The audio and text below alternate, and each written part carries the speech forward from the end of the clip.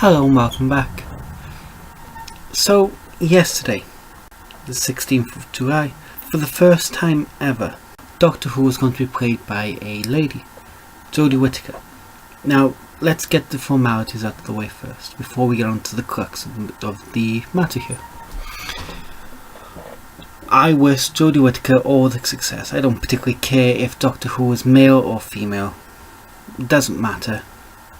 As long as it's the right actor for the job, as long as they do a good job, and as long as we don't get another clown like Matt Smith. Honestly, I really didn't like Matt Smith. But then those who know me know this. I enjoyed Capaldi. I loved John Hurt. Oh, I could watch Day of the Doctor time and time again, and it breaks my heart every single time because of how wonderful a performance he did. But I realised something just before I went to bed. Doctor Who was born male and is now female. It raises the question, does that make him transgender? Technically, yes and no. I will explain. So, Doctor Who, born male, now female.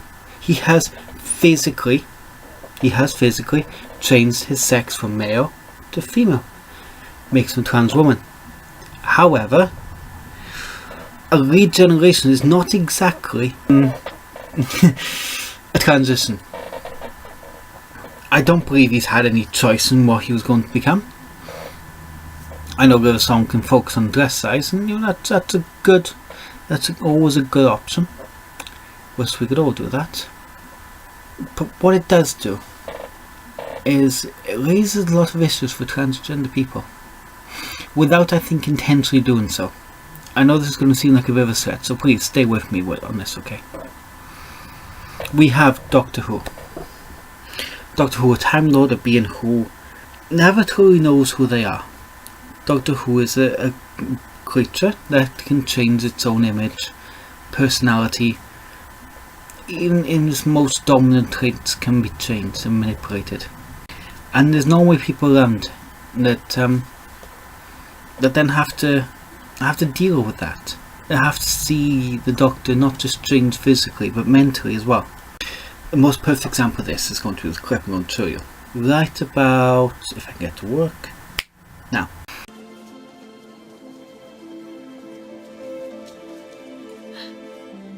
Why? Why would you do this? Because I think it's gonna be a whopper. And I think you might be scared. And however scared you are, Clara, the man you are with right now, the man I hope you are with, believe me, he is more scared than anything you can imagine right now. And he needs you. So who is it?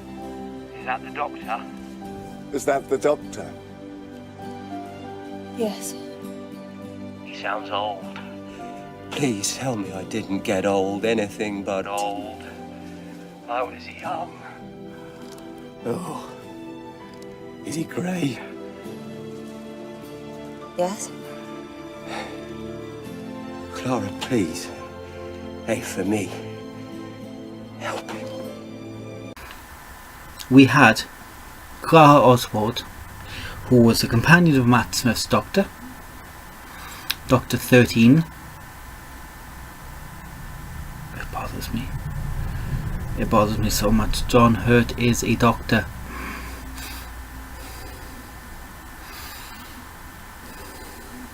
And now Clara Oswald has to deal with Peter Capaldi's Doctor. It doesn't know what it is. It doesn't know what it's supposed to be doing. It's struggling to cope with a completely new identity, a new face, a new everything. I think the best part of that is the phone call. We all wish we could do that. Call up the person which is dearest to us and like, clock time. Yeah, hey guys, the person that you're actually looking at, it is still me. It just looks a little bit different, that's all. treating the same way they would us, and everything's going to be okay. Yes, I have to go. I'm kind of dying at the moment, but good show. What? He sees it. He sees the person there, but he doesn't see the person there at the same time. He sees Matt Smith. He doesn't. I don't think he ever truly grasps the whole Peter Capaldi as the Doctor. Mind you, to be honest with you, Carlos Wood started to really annoy me with the fact that she can fly a TARDIS and reprogram the sonic screwdriver in a matter of seconds. That's like, no. There's certain things the Doctor needs to be able to do, and the Doctor only needs to be able to do. The TARDIS will to go back to the last destination it left from. That's all fine. That's all well and good for me. It's a good way of getting a security feature in this so that his companions can go home and be safe. Fine, no problem at all with that, but being able to fly it. So does it really make the Doctor transgender to have changed his sex? No, I don't think it does. At least for the most part. What it does do is bring in an interesting concept of what gender is to a Time Lord. Because we've seen the Master do it, we've seen another Time Lord do it before then, and now we've seen the Doctor do it. So is gender merely random for them? Then that raises the question of sexuality. Who knows, maybe we'll have River Song turn up in this one and still be all over Doctor, because I know River Song doesn't exist in this time, but you know what Doctor can do, he can go back in time. Well, now she can go back in time. So we'll have to wait and see. Jodie Whittaker deserves to have the chance to prove that she can be the Doctor. I do feel sorry for her in this regard, because she is the first one. And just like Christopher Eccleston, who a lot of people didn't like, was the first one in the new generation, had to do a poison chalice job, had to take on a role which is impossible. It's like following Alex Ferguson after you Manchester United, it was always going to be impossible. It was like following Arsene Wenger at Arsenal, it's going to be impossible. It's like Gordon Brown was in the same situation following on for Tony Blair, and if you liked him or not, which I personally don't. So he doesn't have an easy time. Providing the writing is good, providing that the acting is good, I think she'll do well. I hope she does well. But just think to yourself, transgender issues being shown to the general public without them really truly realising what they're seeing.